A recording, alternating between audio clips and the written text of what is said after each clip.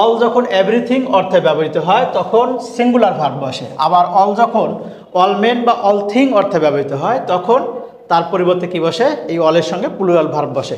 একদম যদি সহজভাবে বলি, অল যদি এভরিথিং হয়, এভরিথিং অর্থে বসে তাহলে singular verb.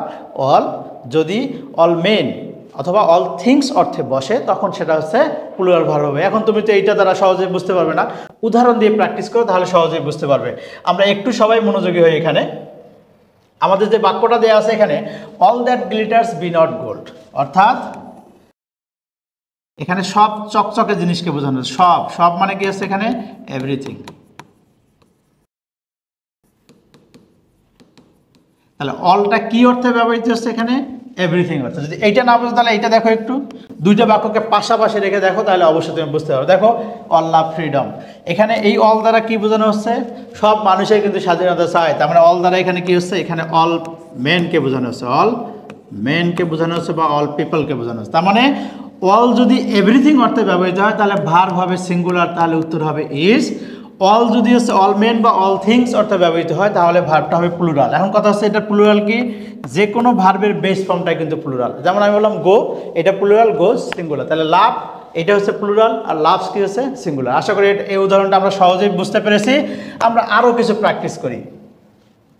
All that he said be true, এই যে বাক্যটা দেওয়া আছে এখানে অল কি হচ্ছে, সে যা কিছু বলেছে সব কিছুই সত্য। তার মানে অলটা কি এখানে বসছে, এখানে এভরিথিং অর্থে বসছে, এভরিথিং অর্থে বসছে, এভরিথিং। তার মানে অল যদি এভরিথিং অর্থে বসে তাহলে ভার্ব কি হবে, সিঙ্গুলার। তার মানে এখানে হবে ইজ। দেখি অল নো দ্য ট্রুথ নাও, সবাই এখন এই সত্যটা জানে। এই অলটা কি হচ্ছে, অনেকগুলার মানুষ অর্থে বোঝানো হচ্ছে, অনেক মানুষ বোঝানো হচ্ছে, মানে কি হচ্ছে অল মেন অর্থে ব্যবহৃত হচ্ছে। তার মানে এটা কি হচ্ছে, ভার্বটা প্লুরাল, ভার্বকে প্লুরাল করার নিয়ম কি হচ্ছে, শুধুমাত্র ভার্বের বেস ফর্মটা বসাই দিলে এটা উত্তরটা হয়ে যাচ্ছে। আশা করি সবাই এটা বুঝতে পেরেছি। আমরা আরও কিছু উদাহরণ দেখি। আমাদের এখানে দেওয়া আছে all B lost in the fire. আচ্ছা একবার চিন্তা করে দেখি তো, যখন একটা বাড়ির ভিতরে আগুন ধরে গেছে তখন সেখানে কি সব কিছু পুড়ে যায় না? তার মানে অল অর্থে এখানে কি অর্থে ব্যবহৃত হচ্ছে, এই অলটা কিন্তু এভরিথিং অর্থে ব্যবহৃত হচ্ছে, এভরিথিং। একদম সহজ ভাষায়। আমরা শুধু নিয়ম পড়ে কিন্তু হবে না। আমি যে এখানে 6টা উদাহরণ দেখালাম, এই 6টা উদাহরণও যদি আমরা খাতায় লিখে প্র্যাকটিস করি এবং বুঝে বুঝে পড়ি, গ্রন্থগত বিদ্যার পরহস্তে দান নহে বিদ্যা নহে দান হলে প্রয়োজন। আমরা যদি শুধু বইয়ের ভাষায় পড়ি, যদি অল যে এভরিথিং অর্থে বসলে আমাদের ভার্ব হচ্ছে সিঙ্গুলার হবে, অল মেন বা অল থিংস অর্থে বসলে সেটাকে প্লুরাল হবে, এটা তারা কাজ হবে না। বুঝতে হবে এখানে অলটা কি অর্থে বসছে, all B lost in the fire. আমরা এখন বুঝি তো, একটা বাসায় আগুন লাগলো, তাহলে আগুন লাগলে কি ওখানে কিছু বাসে, সব কিছু পড়ে। অল মানে কি হচ্ছে এভরিথিং অর্থে বসে, তাহলে ভার্বটা কি হচ্ছে সিঙ্গুলার, তার মানে এখানে হবে is. All be happy with the result, এখানে দেখি আমরা এই অলটা কি হচ্ছে, সকল স্টুডেন্টকে বোঝানো হচ্ছে বা সকল মানুষকে বোঝানো হচ্ছে। দ্যাট ইজ হয়, এখানে উত্তর কি হবে আমাদের হবে আর বা আর দিলেই হবে, কোনো সমস্যা নেই।